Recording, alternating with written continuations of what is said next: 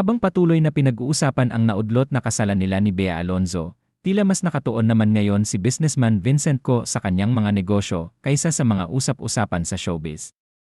Ayon sa isang taong malapit kay Vincent, kasalukuyan itong nasa London para sa ilang business commitments, kaya hindi rin ito madalas makita sa Pilipinas nitong mga nakaraang araw.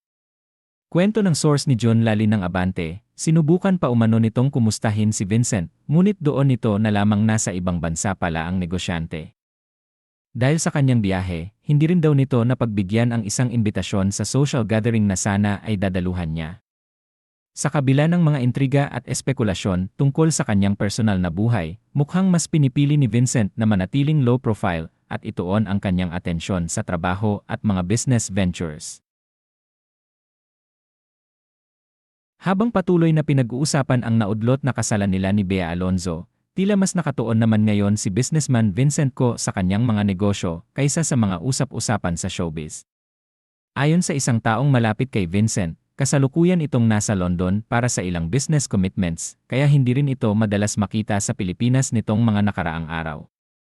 Kwento ng source ni John Lali ng Abante, sinubukan pa umano nitong kumustahin si Vincent, ngunit doon nito na lamang nasa ibang bansa pala ang negosyante. Dahil sa kanyang biyahe, hindi rin daw nito napagbigyan ang isang imbitasyon sa social gathering na sana ay dadaluhan niya. Sa kabila ng mga intriga at espekulasyon tungkol sa kanyang personal na buhay, mukhang mas pinipili ni Vincent na manatiling low profile at ituon ang kanyang atensyon sa trabaho at mga business ventures.